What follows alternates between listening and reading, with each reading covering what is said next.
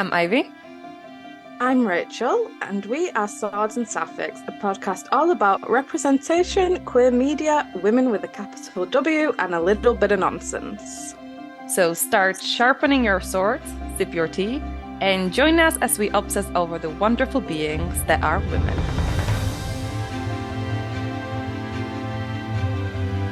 Hello. Hello.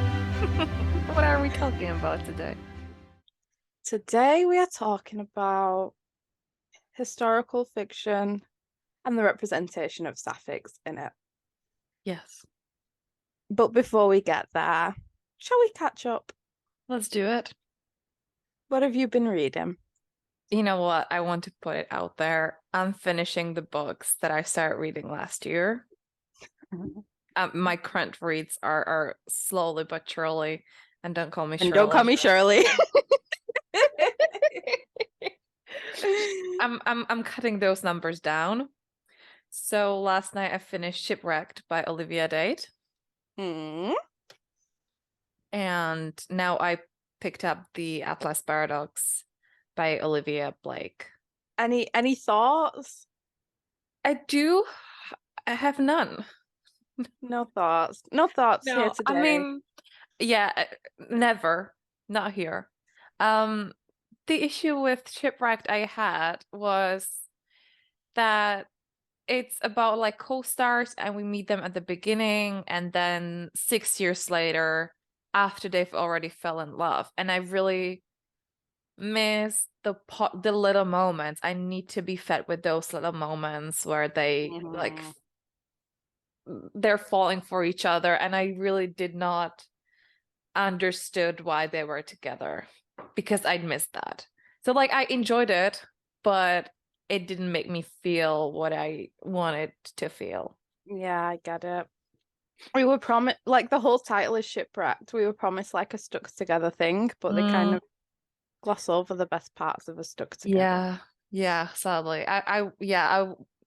If the book, like, I love slow burn, give me 500 pages and more, I would dig that, but I need those little moments. Mm-hmm. That Yeah. little, oh, that makes me just very soft. Yeah, I'm still halfway with that one as well. I have, as much as I love Olivia Dade, I haven't had the urge to pick it up recently. We ended at the same, we paused on the same page, actually. Mm-hmm. Yeah, we did. Yeah. And The Atlas Paradox is the second book after the Atlas Six. It's there's very little plot and it's very much character driven. And I understand very little of it, but I'm enjoying it extremely. Like all the entire magical system, I understand nothing. There was some about time travel. I understand nothing, but I'm just there for the vibes and the characters. Yeah. And yeah, it's fun. It's really fun and new words. I'm learning new words because it's just I don't know a bunch of these words basically. Yeah. Yeah, very good. What about you? What are you reading? I just started The Queen of Nothing. Yeah. Well, I say just started, I'm halfway through. Yeah. What else? Yeah, we all know. They have me by the chokehold. Mm-hmm. It's very good. Honestly, probably the best enemies to lovers I've read because they don't cave, even in this book now.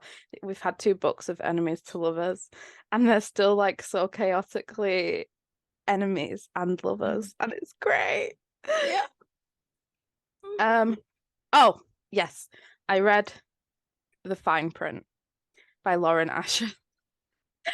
I gave it a 4 star because it did give me feelings, especially when, look, I'm a simple woman. If the main character gets sick and he takes care of her and fears for her life, that's a 4 star read for me.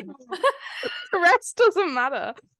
But it is a billionaire romance, and he's like the director of the theme park, and he makes them work 12-hour days.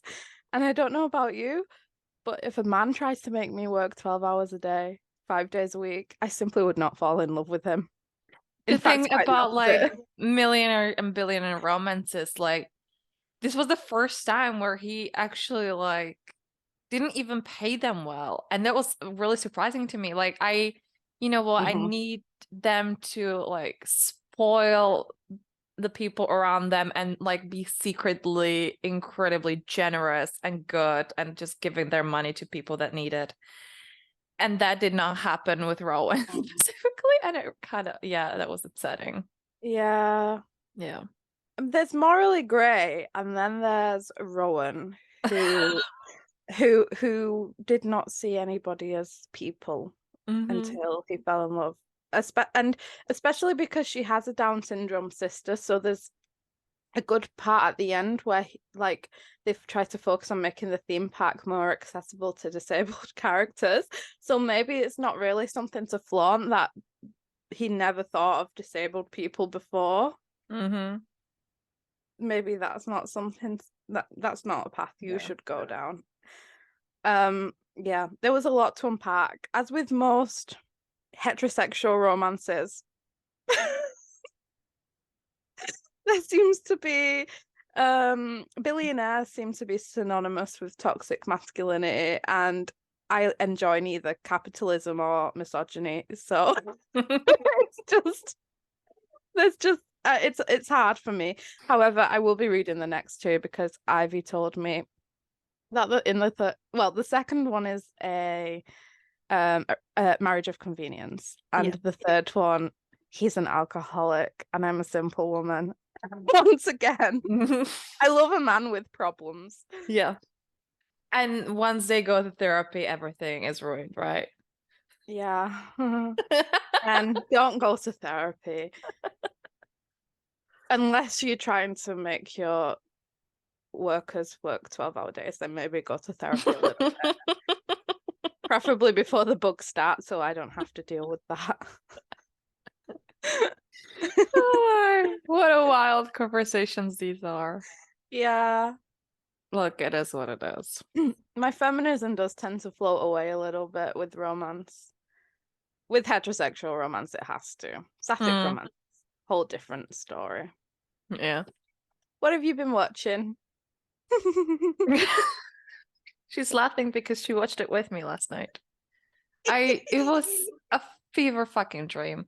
We finally watched the Teen Wolf movie. By the way, we absolutely love the show. It's my childhood. It's what I grew up with. Yeah. Those were until today, I remember when I was at school, the episode when Arlison died came out, and I had it spoiled on Facebook, and then I rushed home and watched it and sobbed, and then just went to watch edits and sobbed. And until today, I know the words she said when she was dying, and it was everything to me. As far as I'm concerned, the movie does not exist. No, No, no. no. There are Somehow, no. the thing is, we knew it would not be good. I Yeah, personally had zero expectations. I was ready for yeah. a lot of things. Somehow, I end up still incredibly disappointed and upset. The funniest thing about it was this movie was clearly for the fans because there was no way anyone who did not watch the show could understand the movie. But Mm-hmm. also, it was not for the fans at all because it gave us absolutely nothing in character-wise. Like, No. They the somehow managed to ruin 90% of the characters.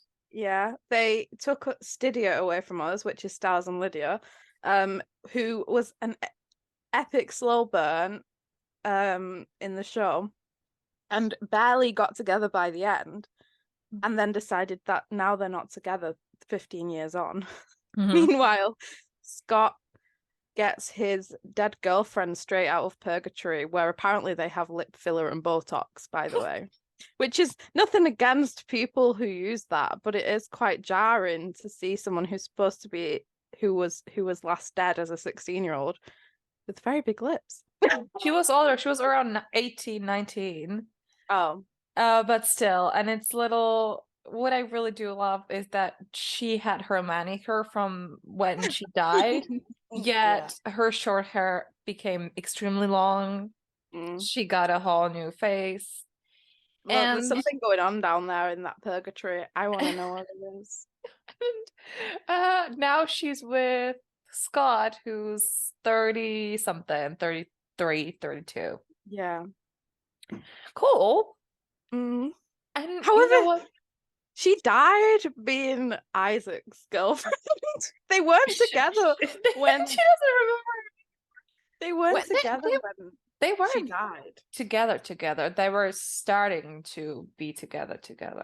Yeah, They and Isaac left because of the grief of Alison was too much. He went to Yeah. Paris, and he should be glad he never came back. Isaac Lahaye is somewhere eating a croissant, and I respect him for that. I bet most of the cast wish they would have stayed where they were instead of coming back for this. Yeah. Yeah, I mean, as I said, as long as some concern does not exist, I do have to respect Scott manifestation skills, because at the beginning he was wistful to have someone to share his life with and child like kids. So he brought his girlfriend back from the dead, and his friend died, so he adopted his kid. And I mean, like, cool. Like, that's one way to do that. Yeah. And also, his girlie was dead for 15 years, and it turned out all they needed was a little bit of ash and a sword to get her back. Yeah. It was wild. And also they introduced swearing into the Teen Wolf universe. What? So every other line was like, I'm so shocked. Thank you, Shelley Hennig, for your service. Yeah. Honestly, every time they said some swear word, I was like, hold up, like my brain needed to reboot. Like, it's just such a weird thing. Yeah. Anyway. Yeah, I don't think there is any Teen Wolf fan who enjoyed that film. So good luck if you haven't watched it yet. You may need therapy after. Yeah, I still want to sue someone for it. The best part of the movie were the flashbacks. The best part about the movie is that it feels like a movie. Except it doesn't feel like a movie. It feels like a fever dream. Movie. Oh somehow it won down Harry Styles instead of one up him. Yeah. And that says a lot. Yeah. What else are we watching? Well, Grey's. Let's not even talk about Grey's. I'm sure you're all really bored of hearing about my adventure with Grey's Anatomy. Yeah. Oh, Sex Lives of College Girls. I said it right. She said it right, y'all. Amazing. What a day. I'm very proud. Yeah, for those who do not know, it does have a Sapphic couple in it. Well, it has a lesbian character in it. I wouldn't say a Sapphic couple because there are several Sapphic couples with the same lesbian character. She doesn't have great choice when it comes to picking her girlfriends. No. I'm not particularly feeling the relationship that she's in at the minute. No. However, I do love them all very much. Yes. It's hard for me now because Mindy Kaling, or Carlin, however you say her name, she's doing some weird shit with Velma. Yeah, the less said, the better. Yeah, I think so. Yeah. That's probably it. Well, we've been watching other movies to get prepped for this episode. Yes, we have. So let's get into it. So why did we even decide to do this episode? We noticed a trend that if we got a Sapphic movie, it more often than not tended to be either a period piece or a historical. And we was like, why might that be? And I suppose there are two sides to this, because on the one hand, it's really great to see people introducing queerness into a historical sphere where we kind of feel ignore that it ever existed, because we was overlooked in history. Queer people were often overlooked, especially queer women, because women were overlooked in general. So, and then we add queerness to the mix. But then there's also the fact that without getting modern, happy, open relationships with rights and with comfort, we are only really getting stories of suppression. So there are two sides to that coin. Mm-hmm.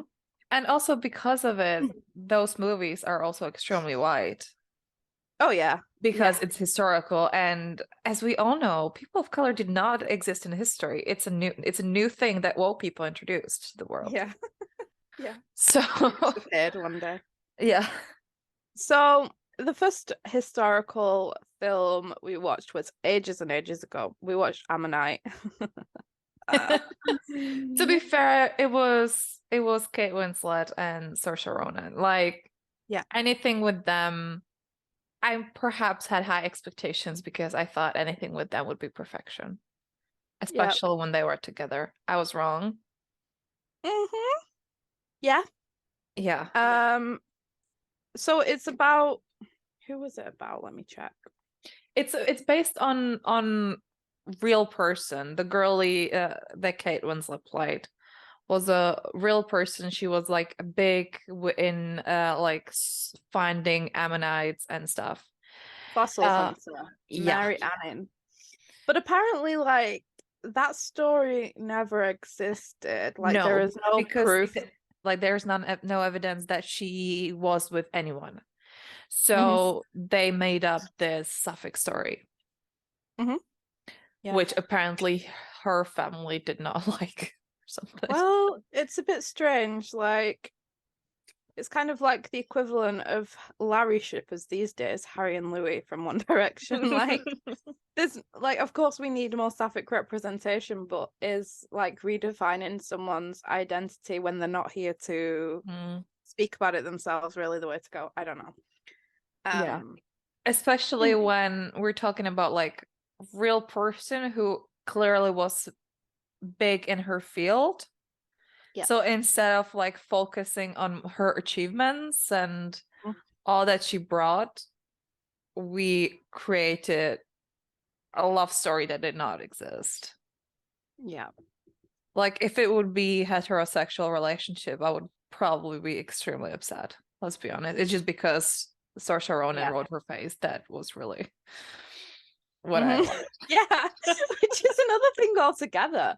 Because especially if there was no evidence she was with anyone, she never, that means that she never chose to represent herself as a sexual creature. Mhm. Like, and then you Yeah. get her in this film, 69 in, which on the one hand, good for her, but on the other, this was a real person. Yeah. And now she's remembered for 69 and like I don't know much about her other than she likes rocks and she's 69 with Saoirse Ronan. But what an achievement in life though. What an achievement, yeah. Like, yeah. She is Ross Geller's worst nightmare, let's say that.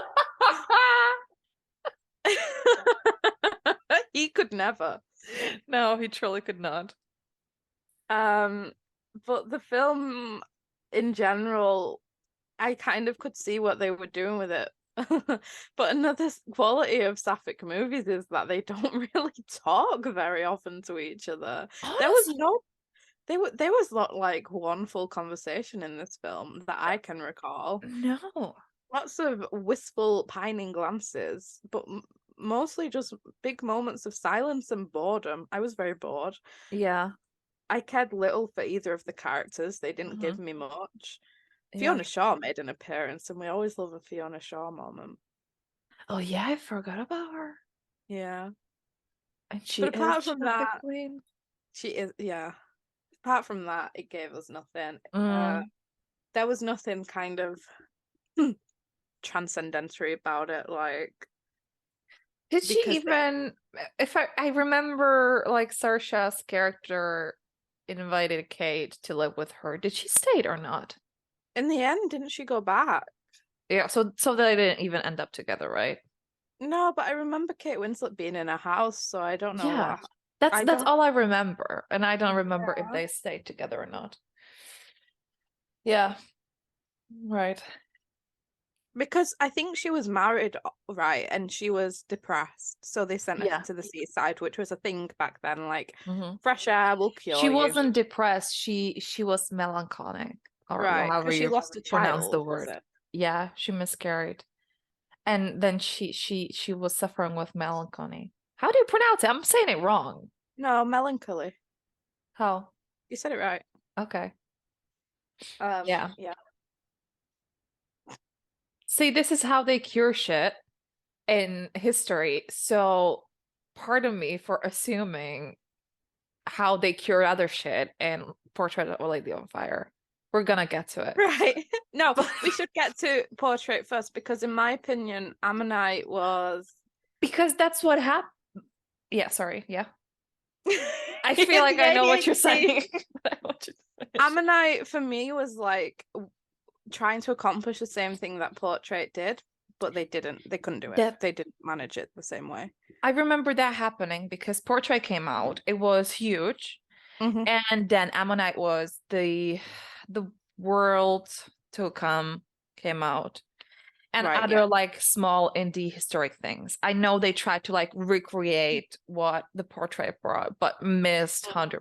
Like, did not get it. American. Probably the first reason being that Portrait included queer people in the creation of it. Queer actors, probably. I'm not sure about behind the scenes, but like, as far as we know, Kate Winslet and Saoirse Ronan have never like aligned themselves with the queer community before. No. That was probably the first difference. Yeah. It is in French if you haven't watched it yet, so you'll have to deal with subtitles. However, for me it was worth it 100%. Like, I'm not a big subtitle girly, and it's not always easy to put on like a long-winded historical at the end of the day. That's not in the language you know, but it was really good. It was really I loved it a lot. It was really like pleasing to the eye. The colors, just the camera shots. It was really, yeah, it was breathtaking. It really was. And again, that's what Ammonite felt like it was trying to do, like the seascape in the background. But it just wasn't the same. Like, there was just something really great about Portrait. The way that the characters interacted, there was no interaction in Ammonite. Yeah. Like, there wasn't, except for the sex. What else? Well, first of all, what's it about? It's about a painter who is hired in France to go and paint a woman's portrait because she's about to get married to someone in Milan, but she's asked to do it in secret because she won't pose, and other painters have had an issue with painting her portrait. Isn't that even the premise like makes me happy? There's something so beautiful about somebody admiring someone so they can paint them, like looking at the details so closely. Which, by the way, the camera work when I keep forgetting their name, when the painter was watching Eloise, like you could tell exactly which part of her face she was studying to paint. Even though there was a little bit of voiceover over that eventually told you, like you could tell right away, which was extremely like just chef's kiss. Honestly, it was very good in that sense too. Yeah. And it wasn't sexualized, that was it. It was just appreciated of her unique beauty. Yeah. That's the thing. Like, there was a clear progression from doing what she's here to do to falling in love and them eventually being intimate in a sexual way. Like, it wasn't like they're just not going to talk for an hour and then maybe they'll fuck. Like, you could see how it developed, and it was that was the most beautiful part of it. Yeah. And also because it's a female painter, it has to be through the female gaze. It was. I feel also what they did and what Americans don't understand is that the movie wasn't like glamorized in any way. Because especially Hollywood, they tend to put everything like so the cookie cutter beauty and sexuality and all of that. And because it's a very European movie, and one of the instances was that both of the women had armpit hair, Yes. which was And very historically accurate. yeah, pubic hair as well. Yeah. Yeah, and there were no men in the film. So let's start there. There was There were no men. That was amazing. That was great. That was the best part of it. Yeah. That feels more like what a historical fiction about queer women should be like. And you can kind of tell the difference between a historical movie about queer women made for queer women and a historical movie about queer women made for straight people. I feel like. Yeah. And just the representation points. Yeah. Without actually being genuine about what you're creating. Yeah. And again, with like American movies and media, it's very clear that they're doing it for profit because capitalism. Well, this movie, it was a very small movie and went to some festivals. But it was clear it was very much a piece of art than a means for profit. Yeah. It really was. One of my favorite parts about it was the abortion. So aside from the two heroines, there is a maid living in the house, and they form a really cute friendship over the film because first of all, it's three women in a house, just like they like society can fuck off at that point because it's just three women in a house. But also the maid the maid is pregnant, or according to Ivy, she's training to get her period. Okay, so hold up. You know what? I said it before, like I trained myself not to need subtitles for English. I was very proud about it. So I really struggle with subtitles now. I watched this movie like at 3-4 sittings because I couldn't say it for 2 hours with subtitles. I'm not used to it anymore. So of course it led to a confusion that I was expecting. And which was that they were talking about getting period. And Girly asked her if she wants a kid. And then I did not catch the answer. I did not understand. And suddenly they were just throwing the girly on a beach like a beach ball. And I was like, why are they bullying her, first of all? And then I thought like, oh, she's trying to like, then she was hanging there on the ceiling of that. Oh my God, did she hang herself? So I thought like, oh, she's like doing some workout or something. And you know what? It's historical fiction. Again, they thought like bloodletting was a good way to heal cancer or like broken bones. I didn't know what they thought was medicine back then. And I thought it was like something, oh, like people with anorexia, they're weak, their body is so weakened, they need to like gain the strength and nutritions again to get their period. So I thought, okay, it's similar like that. She's living on an island in the middle of nowhere. It's possible. So I thought, oh, so they're training her to get her period so she can have babies because historical fiction. I did not get. Also, you cannot lose a child because you're running. Like, there's no abortion in that. Heavy exercise was thought to be dangerous for pregnant women, right? Like horse riding. Yeah, but they didn't have any horses, so they did the next best thing. Yeah, which was her trying to run. Yeah. Which in my head does not connect. You see, the medicine was different. Yeah, that's why I was so incredibly confused. I love how that's not connecting, but training for her period. I just did not. I did not sketch the fact that she's pregnant already. So there were no men. I forgot about their existence. Look, yeah. just happened, okay. I get it. They were trying to induce a miscarriage, but before that even happened, like there had to be a conversation about periods. And I realized that's just something we never get, even in modern day films. Like nobody ever talks about periods. And I always wonder, like, what did they do in historical times that like tampons and sanitary towels and stuff? So it was like I really loved that they included it. Like it was really for women or Yeah. people with uteruses, at least in that instance. Like and really like a raw telling of how women lived back in that time. But again, I have to sign it to the fact that it's European made. Yeah. Because like Americans, that's the thing, that they glamorize everything, and this is very raw and real. Yeah.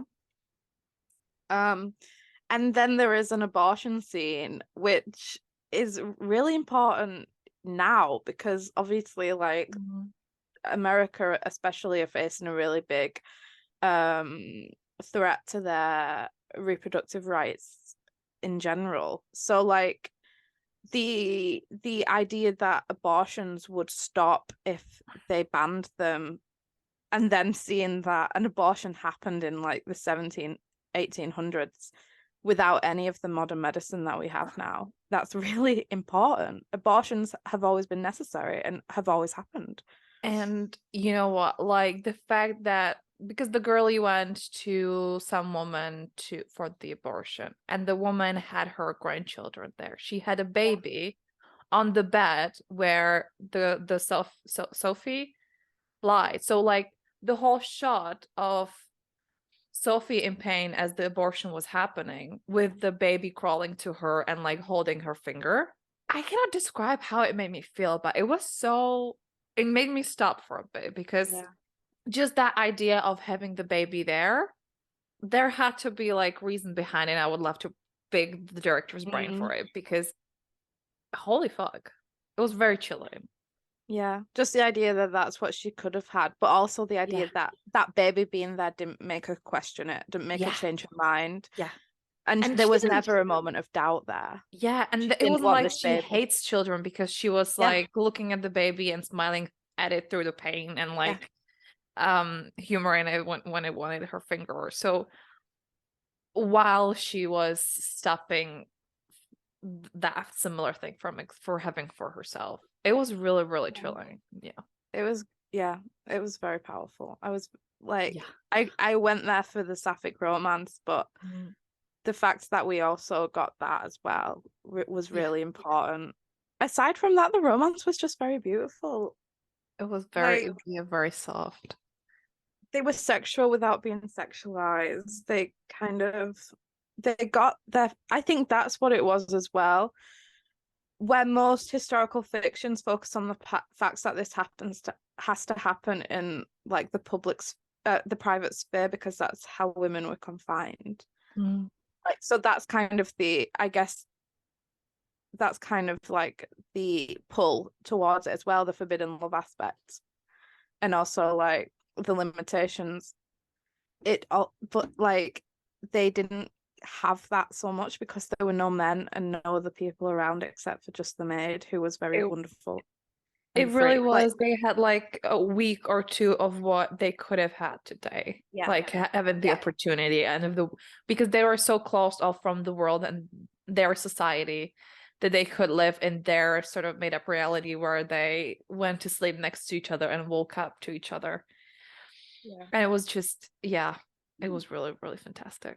I think that's what made it as well, because like they had their own society on this little island. There was no one else. Like nobody asked any questions about it. Like they were allowed to just be there. Whereas most historical fiction focuses on the suppression and the restrictions that women face. They kind of got the opposite just for a few weeks, but there was always that looming knowledge that Heloise would have to get married and go to Milan, which is what happened eventually. But it was just there was just in those moments where they were together, there was no like talk of like there was no oppression.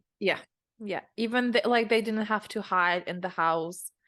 They didn't have to like suddenly jump from each other or let go of the hand when someone else walked in, because that wasn't there, and was really it sort of like made you forget about with them, like forget about how what the world really was back then and what they could and could not do. And I think that's how you know it was made for queer people, because the story wasn't about how oppressed and restricted they were. It was about what happens when those restrictions aren't there for a bit. Whereas with the other films we watched, they were always there. They were always repressed. They were always oppressed. Yeah. In that way. The ending made me sob very much. Yeah. That was the most heartbreaking thing I've ever seen. It was clearly several years after, because there was a portrait of Eloise with her child. Yeah. But she had a book, and there was clear page 28, which on that page, the painter painted her nude portrait for Eloise when she left. When I saw the page number, I gasped and I just started bawling my ass out. And there is something so like packed with sexuality and sensuality about the way her finger is in that book. Yes. Like the way that they managed the whole film without sexualizing the women, but then managed to pack like so much sensuality, that was like the female gaze, like summed up. Like the way her finger is in those pages is something so personal to me. Yeah. Because they managed to create intimacy without the sex in the center of it. Without nudity or sexualization. It's just every part of it. I could just analyze the shit out of that film from beginning to end. Especially the last scene, which I have to talk about. Like, it was the last time the painter has seen her, which was an orchestra, which was orchestra she talked about and she played to her. So that was around like it had to be like 2 minutes. I forgot to look it up. It was just this very long, intense shot that went slowly closer to Eloise's face, where she like as she felt all that all what she like had and missing. And it was, oh my God, it was just 2 minutes of that or so. It was the most beautiful thing I've ever seen. Just, it made you sit on the edge of your seat, like waiting. You were expecting something to happen and nothing did. She just burst into tears and it was perfection. The acting, holy fucking shit. So good. It was so absolutely good. Brilliant. Absolutely brilliant. And also just the spacing in that scene, like they were sat on the balcony and there was this like abyss between them where the like lower seating and the stage was, and it was just like looking between that, just like that connection that they'll always have but can't have anymore. There was chills. It was so good. Yeah. So if you are looking for a Sapphic historical to watch, this is the one that we recommend, because the other ones we've watched haven't been quite as great as that one. I started watching The Worlds to Come with Vanessa Kirby because I love Vanessa Kirby, and I thought, like, if I'm gonna get her a Sapphic, sure. However, I watched like 15 minutes of it, and then HBO took it away from me, which sounds about right, yeah. So now I did not finish the movie. No, I can't. It doesn't look like my cup of tea. Yeah. Too many men involved. Especially Ben Affleck's Ben Affleck's brother was there, and we know what he is. So it was just, yeah. Yeah, no, it doesn't look like my cup of tea at all. It looks too grim and like dull for me. Yeah. Guys, historicals don't always have to be like dull. You can put in color palettes there. Yeah. Doesn't have to be like that. And then we watched Carol. We watched Carol. It's a period drama with Cate Blanchett and Rooney Mara. Honestly, it comes highly recommended by a lot of people. A lot of people talk about it. It's set in what, like post-war New York, I feel like, or is it pre-war? I'm not sure. No idea. I think like late 50s maybe. We didn't enjoy it At all. I don't. Yeah, Kate Blanchett has never claimed to be a queer woman, but she's always somehow queerer in interviews than well, let me rephrase that. She was straighter in this movie than I've ever seen her before. And she was playing a Sapphic in this movie. Yeah. Yeah. There was no reason for these two people to be drawn together. Like, they met at a department store, which was quite nice, but I mean, they didn't really have much conversation. The first time that Rooney Mara went to Carol's house, she was fighting with her boyfriend, her husband even, and I'd be like, well, I'm gonna go now because Yeah. her husband was quite clearly a bit aware about Carol's sexuality, and they had a kid, and yeah. Like, I didn't even feel any connection or like chemistry between the two. no. There was nothing for me to root for. And once again, it really ended with them being in pain. Rooney Mara was not like queer at the beginning of the film. She had a boyfriend. Like, there was nothing to suggest she was gonna be queer, but then somehow she immediately like fell in love with Carol, which I get it. It's Kate Blanchett. Mm-hmm. But like, there was just, like so many other historical Sapphic films, there was no fucking conversation. No. You like, I think they think that lesbians just fall in love out of pure lesbianism. Actually, we quite like conversation too, as much as the next person. Like, not that I'm a lesbian, I say we, I'm not a lesbian, but like as a queer woman, Yeah.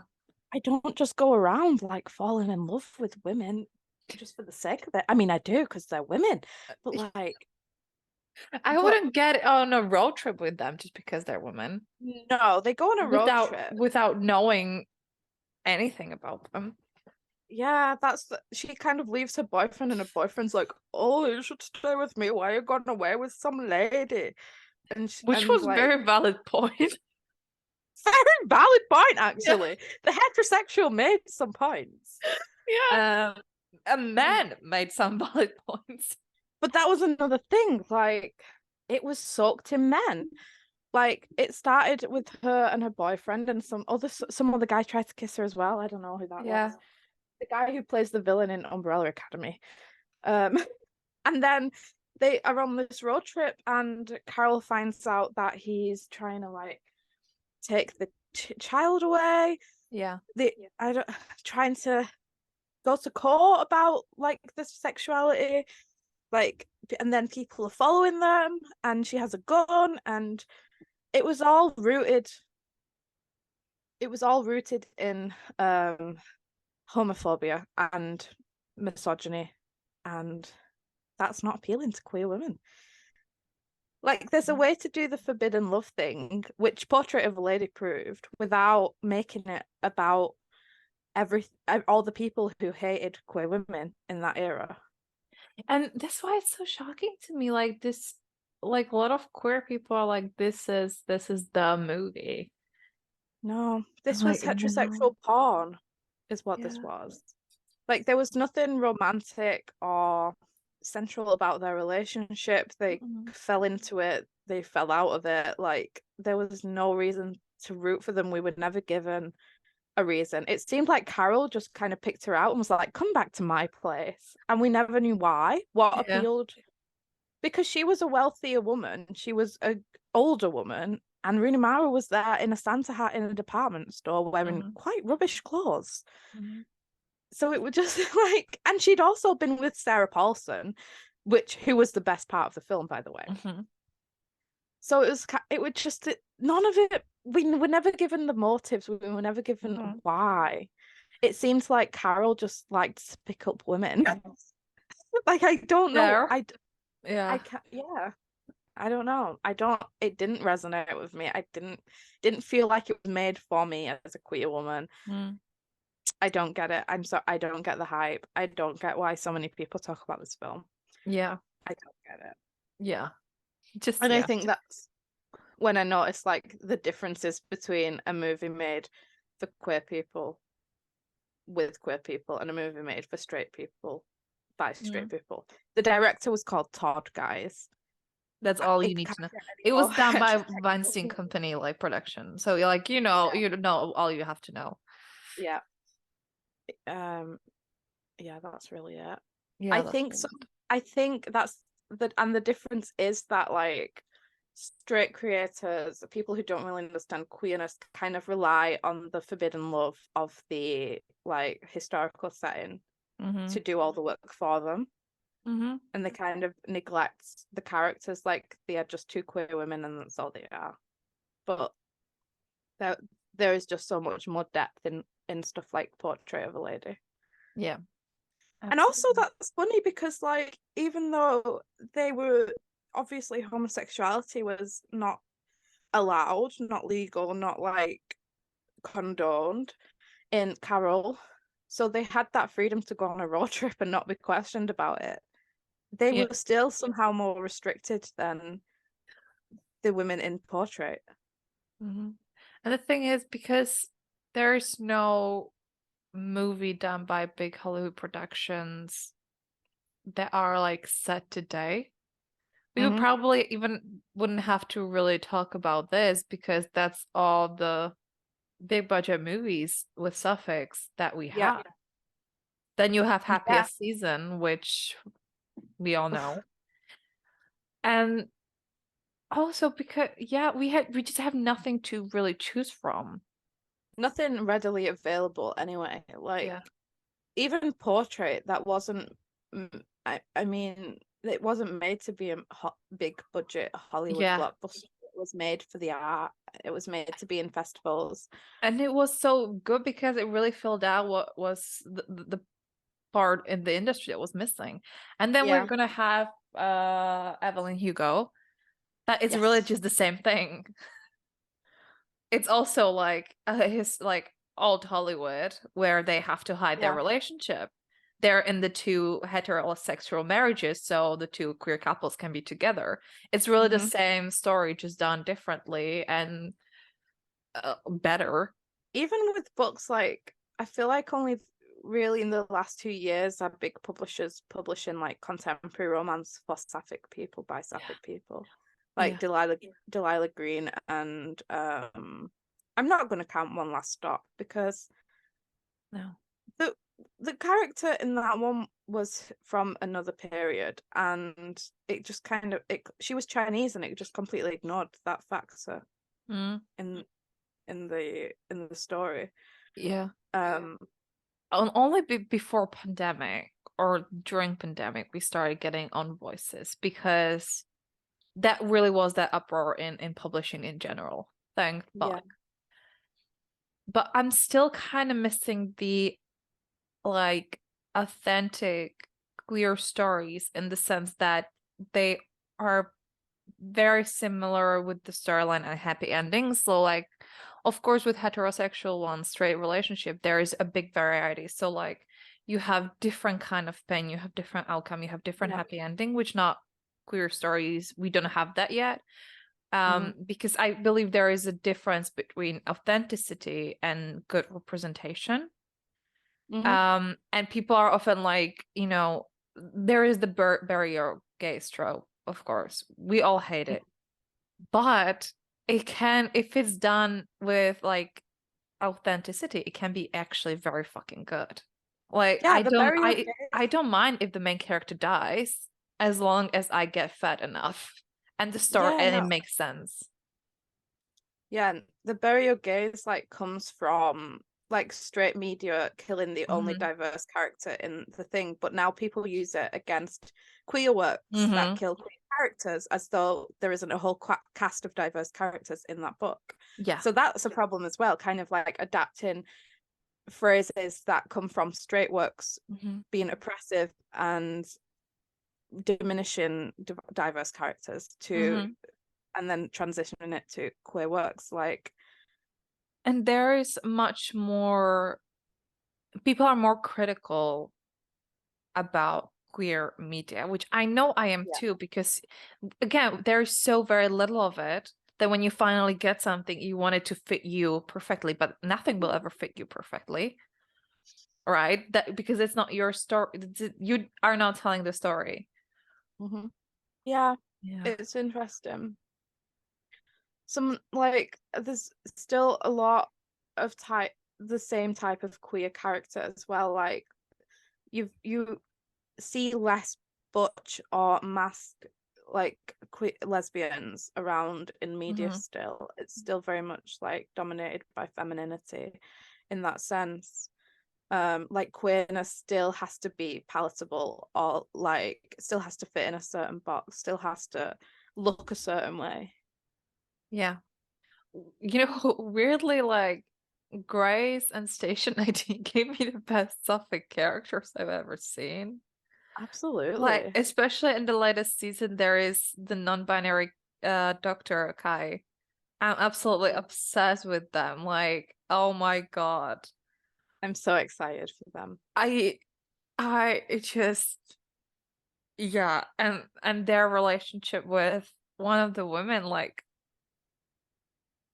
oh I'm my so God, it's excited. so good. And in Station, that's it, like Station 19 has a couple, and currently like one of them are going through Maya has a lot of mental issues, and Karina is someone who grew up with a father that had bipolar disorder that never wanted to treat. He absolutely didn't want to think like it was really difficult to grow up for her in that, of course. And now she has a wife that's going through mental issues, and it's extremely painful and raw. And if that will be the only thing, you would be like, oh, this is terrible representation. But it's actually Mm. very fucking good I because love that's the messy real characters. story. Yeah. Yeah. I love Yeah. messy characters. I love messy women. I think even with like straight women, they're held to a certain standard in media. Hmm. Like I'm thinking, of course, of my wife Nesta Archeron from A Court of Thorn and Roses series because she chose not to take care of her sister. She chose not to allow herself to be put in the role of mother when their mothers passed away. She's then people hate her for that. Like, and yeah, she's like hostile and she's not always a nice character, but that makes she has reasons behind that. And why should all characters have to be good characters? Like, why should they have to be kind characters, especially with women? I read on Twitter like 2 days ago, do you really want unlikable female characters, or do you want like women that are supposed to be unlikable, and I'm saying it with Mm-hmm. um but Yeah, are actually just badass and going out of their way to like save the world and stuff. These are two different things, and absolutely. yeah, yeah. That's, you know what? I'm gonna talk about my girl Wanda because she's one of the most layered characters I've ever seen, in the sense like her a lot of things are happening to her, and each of her actions has a very clear reason.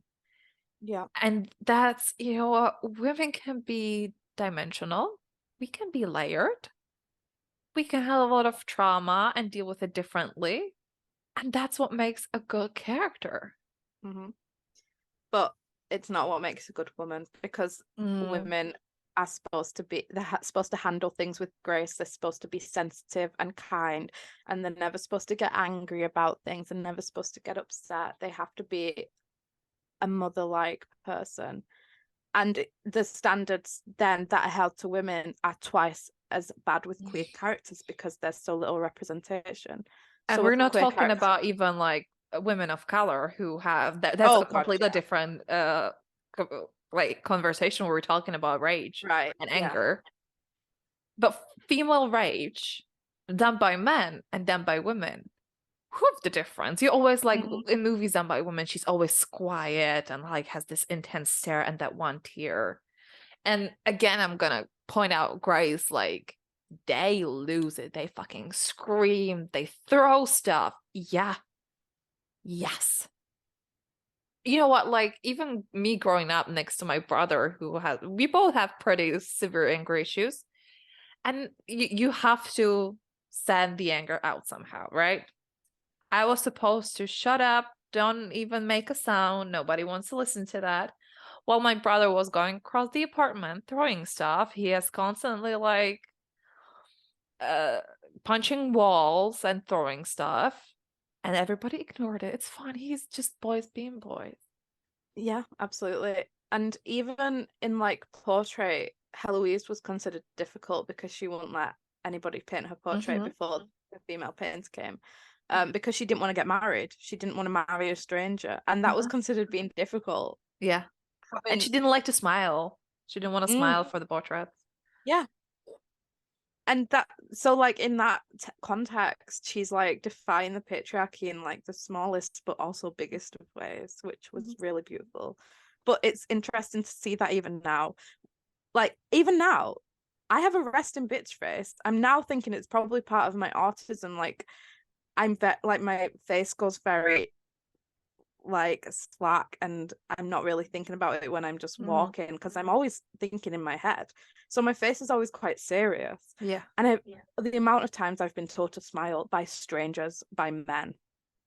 So even then, like those those qualities that difficult women were said to have then, they still exist now. Like it's it's funny how traditions like that are still carried on hundreds and hundreds of years later. And then you have a Captain Marvel movie where she's told to smile and be and supposed to take it, and then we're fucking upset when she stole his bike. Or like in deleted scenes, she like dislocated her wrist or something. I mean, I wanted that in. I think she should cause him more pain, but you know, we're just supposed to sit and take it and take all that stuff. Yeah. That's why for our generation, like the YA books had such an impact, like Hunger Games and Divergent, because those women were clearly transgressing from a society even worse than ours. And like, thank God we grew up with those women. Honestly, it's one of the, you know what, I still think back because I was raised in very like traditional family, and the girls are supposed to clean and prepare the table and help grandma cook and bring the men their water and stuff. And I was like, how is it that I, of the entire family, am so different? And you know what? I have to give it up to the books where the women always like stood up to the society and the pressure they were under, because that's what I was reading since I knew how to read. And those are the books that I was reading. And it really is, in a way, extremely eye-opening to, without even like, only now I can kind of connect it to it. I mean, I guess they've always kind of been there, but on the side. Like, I read a lot of like famous five books growing up, and like there was a character there who was a girl, but she wanted to be a boy. Like, I can't remember what her name was now, but they were always there. But I feel like we were one of the first generations where we were allowed to act that way. We were allowed to like say, actually no. And maybe it wasn't like taken well, but we have more freedom to do that now, I think, than ever before. But there are still so many ways where it's tried to be taken away, especially for even more marginalized people, like people of color and queer people, trans people especially. Yeah.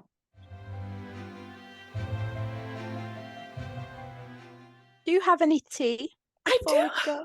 I do. What's the tea, Ivy? So we have of course, so right, first let's once again Raven Kennedy and Carissa Broadbent, indie writers, were flagged by Amazon for because their books were pirated several times on internet, so they were like their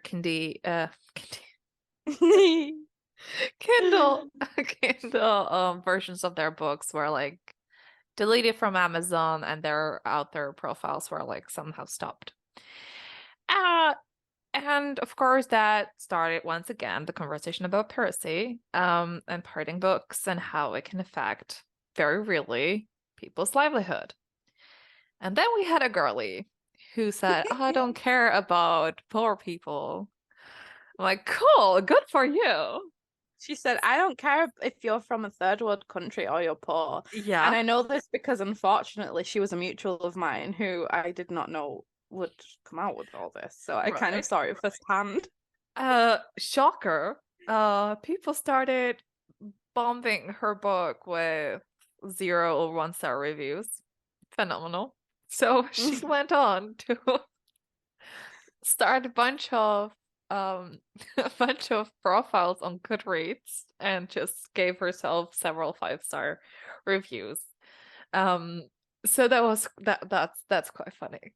That's And quite. she also made a list of problematic Oh readers. yeah, I still didn't see it, and I want to read it. Yeah. I couldn't find With it. reasons. This girl clearly has too many time on her hands because she tweeted a lot that day and she Yeah. kept trying to act like nothing had happened. Like she kept Mhm. tweeting and people were quote tweeting, and it Yeah. was just quite embarrassing for all involved because piracy is bad. And but saying you don't care about poor people or people in third world countries is not the take you think it is. Like, Mhm. piracy is bad because it's companies and websites steal your work and allow other people to steal it.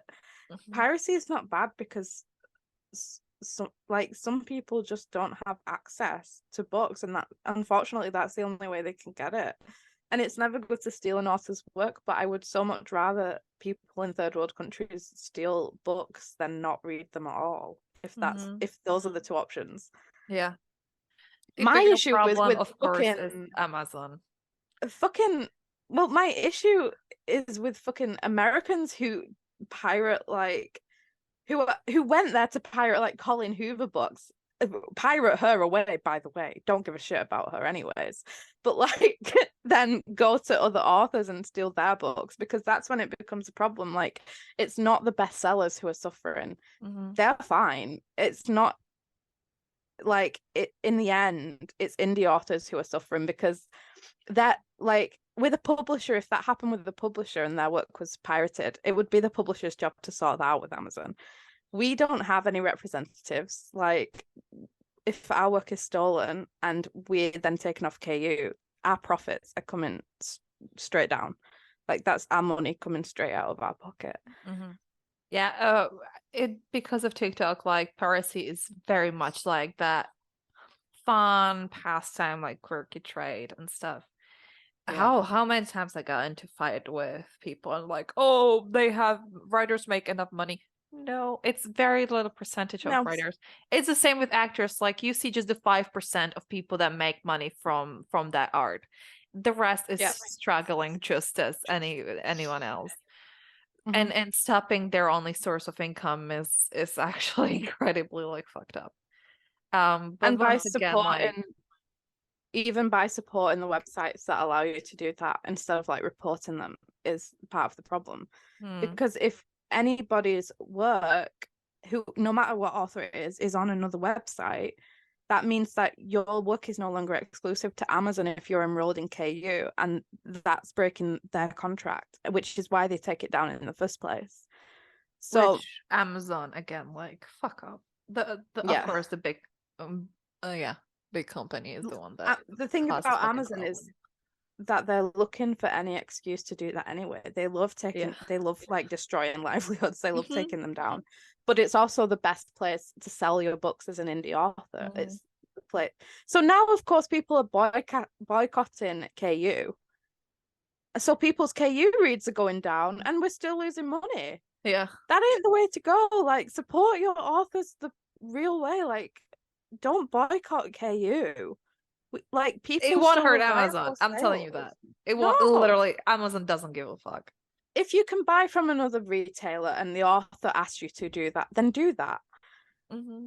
If they promote their Amazon, that means that's their source of income. Go on it, use Amazon. Like it's fine.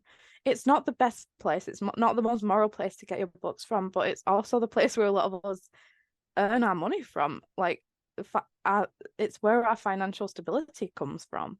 Not mine. I ain't got no financial stability. But if I had, it might be from Amazon, lad. Yeah. Anyway, another rant about piracy.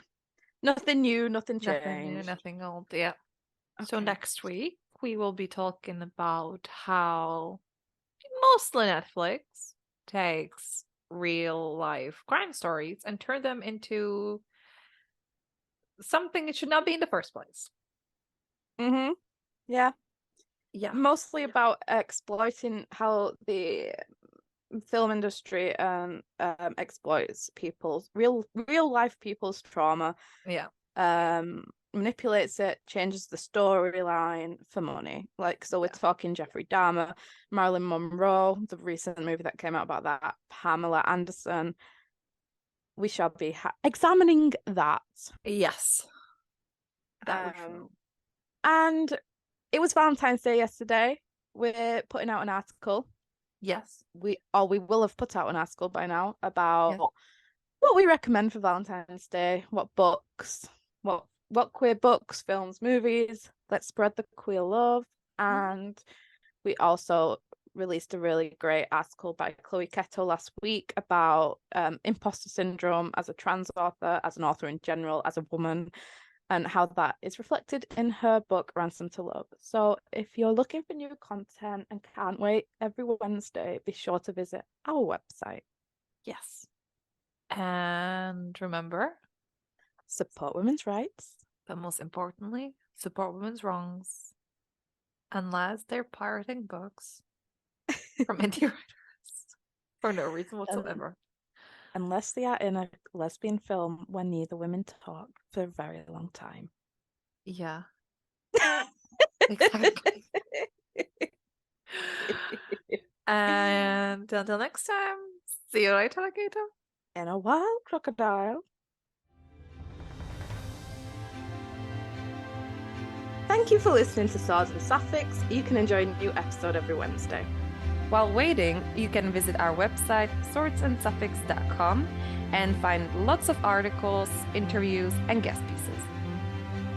Feel free to contact us with any requests, questions, or inquiries through a form on our website or directly to our email, swordsandsapphics@gmail.com.